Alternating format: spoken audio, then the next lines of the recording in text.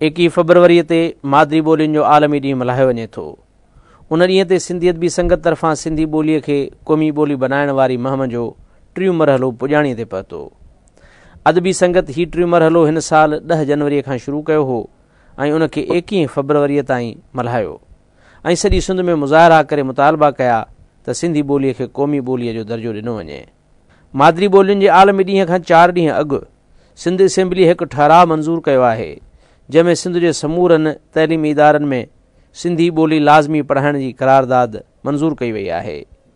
हीअ करारदाद सिंध जे हिकु अॻूणे क़ौमपरस्त अॻवान ऐं हाणे पीपल्स पार्टीअ जे MNA यूसुफ टालपुर जे फर्ज़ंद तैमूर टालपुर पेश कई। जेतोणीकि तैमूर टालपुर जो तइल्लुक़ बि हुक्मरान पीपल्स पार्टीअ सां आहे, पर हिन पंहिंजो तारीख़ी किरदारु अदा कंदे सिंध जे तइलीमी इदारनि में सिंधी ॿोली लाज़मी तौरु पढ़ाइण वारे 1972 जे कानून ते अमल कराइण जो ठहराउ पेश कयो, जंहिं ते पीपल्स पार्टीअ जे समूरनि मेंबरनि चयो त इहो त असांजो ठहराउ आहे। जंहिंखां पोइ सिंध असेंबली जे स्पीकर निसार अहमद खोड़े चयो त हीउ ठहराउ सॼे ऐवान जो ठहराउ आहे। सिंधी ॿोली लाज़मी पढ़ाइण वारे ठहराउ जी मुतहदा क़ौमी मूवमेंट जे मेंबरनि बि ताड़ियूं वॼाए हिमायत कई। कानून वारे वज़ीर अयाज़ सूमरे चयो त असां सभु सिंधी आहियूं ऐं सिंधी ॿोलीअ जो एहतराम ऐं इज़त कयूं था। सीनियर ऐं तइलीम वारे वज़ीर पीर मज़हर हक़ चयो त सिंधी ॿोली पढ़ाइण जो बाक़ाइदा कानून मौजूदु आहे जंहिंजी असां भञकड़ी कीअं था करे सघूं ऐं इन कानून ते मुकमिल अमल थियणु घुरिजे।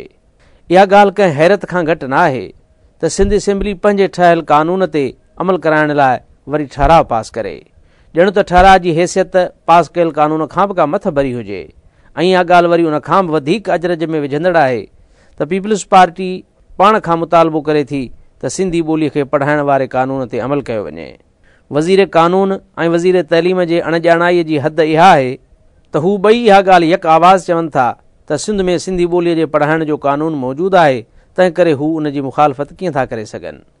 ॿिन्ही वज़ीरनि सगोरनि खे शायदि इहा ख़बर ई न आहे त सिंधी ॿोलीअ वारे 1972 जे कानून ते ख़ासि करे कराचीअ में अमल दरामद न पियो थिए ऐं उन बेअमलीअ में सभ खां वॾी रुकावट PP सरकार जी हिकु इतिहादी धुर आहे।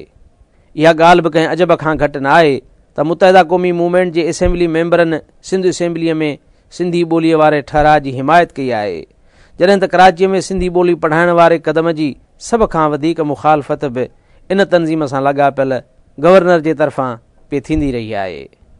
सिंधी ॿोलीअ जी अॼु जेका मिसकीनी ऐं मज़लूमी वारी हैसियत आहे, उनखे उहा मिसकीनी कीअं ऐं किथां किथां पले पई आहे उन जी हिकु ड्रिघी तारीख़ आहे। असां रुॻो उन ज़ुल्म जे दास्तान जो उहो क़िसो बयानु कंदासीं जंहिं हिन अज़ीम ऐं शाहूकार ॿोलीअ खे पाकिस्तान ठहण खां पोइ 63 सालनि जे मुख़्तसिर अरसे में तहस नहस ऐं ताराज करे छॾियो आहे। शहीद ज़ुल्फ़कार अली भुट्टे 1972 वारी सिंधी ॿोलीअ जे कानून पास थियण खां पोइ सिंधी ॿोलीअ बाबति हिकु ख़िताब में चयो हो त सिंधी हिकु क़दीम ज़बान आहे। मुंहिंजे दड़े जे ज़माने खां सिंधियुनि जी अलॻि ज़बान रही आहे। जॾहिं बर्तानिया सिंध ते कब्ज़ो कयो हो तॾहिं सर चार्ल्स नेपियर साफ़ तौरु चयो हो त मक़ामी ज़बान सां हथ चुरांद करण जी ज़रूरत न आहे। शहीद भुट्टे वधीक चयो त सिंध जॾहिं बम्बई जो हिसो हुई तॾहिं बि सिंधी बम्बई यूनिवर्सिटी में पढ़ाई वेंदी हुई। तमामु घणे वक़्त खां सिंधी अदालतुनि ऐं रेवेन्यू खाते में इस्तेमालु थींदी रही आहे ऐं उहा सरकारी ज़बान जी हैसियत सां सूबे में राइज रही आहे। लिसानी बिल ज़रिए उन जी अॻूणी हैसियत बहाल कई वई आहे जेका 1959 में मार्शल लॉ लागू थियण खां पोइ ज़बानी हुकमनि हेठि ख़तमु कई वई हुई।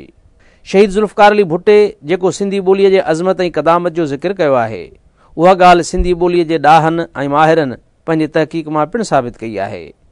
काके भेरूमल महरचंद आडवाणीअ, मिर्ज़ा कलीज बेग, तीरथ वसंत ऐं ॿियनि ॿोलीअ जे माहिरनि इहो ॼाणायो आहे त सिंधी ॿोली अॼु खां 5000 साल अॻु लिखी वेंदी हुई ऐं मुंहिंजे दड़े वारो इंडस स्क्रिप्ट उन जो चिटो मिसाल आहे। 712 में अरबनि जॾहिं सिंध ते हमिलो कयो हो तॾहिं बि सिंध में सिंधी लिखी ऐं पढ़ी वेंदी हुई। सिंध ते मुग़लनि जे चढ़ाई वक़्तु 1592 में बि सिंधी ॿोली लिखी ऐं पढ़ी वेंदी हुई ऐं सिंध ते अंग्रेज़नि जे कब्ज़े वक़्तु 1843 में बि सिंधी लिखण ऐं पढ़ण जो तरीक़ो ऐं रवाज मौजूदु हो। 14 सालनि खां पोइ 1857 में अंग्रेज़नि सिंध में लिखण जे जुदा जुदा तरीक़नि बजाए हिकु ई तरीक़ो मुतारफ़ करायो जेको अॼु ॾींहं ताईं सिंध में क़ाइमु आहे। तंहिं करे इन में को बि शक न आहे त सिंधी हिकु क़दीम अज़ीम ऐं शाहूकार ॿोली आहे जंहिंखे पंहिंजी 5000 सालनि जी पुराणी तारीख़ आहे। सिंधी ॿोलीअ खे अॼु जेको रोग लॻल आहे उहो घणे भाङे पाकिस्तान ठहण खां पोइ वारनि हाकिमनि ऐं हुकूमतुनि तरफ़ां लॻायो वियो आहे। इहो तारीख़ जो केॾो न वॾो अलमियो आहे त जंहिं सिंधी ॿोलीअ जे ॻाल्हाईंदड़नि 1938 में कराचीअ में ऐं 1940 में लाहौर में पाकिस्तान ठहण जो मुतालबो ऐं असेंबलीअ मां ठाराव मंज़ूर कयो, पाकिस्तान ठहण खां पोइ उन नए मुल्क जे हाकिमनि सभ खां वधीक नुक़सानु बि उन ॿोलीअ खे ई ॾिनो। पाकिस्तान खां अॻु सिंध जे दफ़्तरनि, अदालतुनि ऐं हाकिमनि जी ॿोली सिंधी हुई। 29 अगस्त 1857 ते उन वक़्त जे अंग्रेज़ कमिश्नर सर बार्टल फ्रेयर सॼी सिंध में हिकु ऐलाननामो जारी कयो हो ऐं पढ़ो बि घुमरायो हो त सिंध जे हर सरकारी कारवां वार में सिंधी ॿोली लिखी ऐं पढ़ी वेंदी। अंग्रेज़ कमिश्नर इहो बि पढ़ो घुमायो हो त जेकॾहिं कंहिं माण्हूअ खे अंग्रेज़ अमलदारनि वटि का दरख़्वास्त या अपील करणी हुजे त उहा बि सिंधीअ में कई वञे। उहा दरख़्वास्त हर सूरत में ॿुधी वेंदी। न रुॻो एतिरो पर अंग्रेज़ सरकार इहो क़ानून बि जारी कयो हो त सिंध में जेको बि कामरो या ऑफिसर नौकरी करणु ईंदो उहो लाज़मी तौर सिंधी सिखंदो। सिंध में हींअर बि उहे पौढ़ा मौजूदु आहिनि जेके ॿुधाइनि था त सिंध जा अंग्रेज़ उस्ताद ऐं अमलदार कहिड़ी लहजे वारी सिंधी ॻाल्हाईंदा हुआ। सिंधी ॿोलीअ ते हमलनि ऐं हलाउनि जी तारीख़ पाकिस्तान ठहण खां पोइ शुरू थिए थी।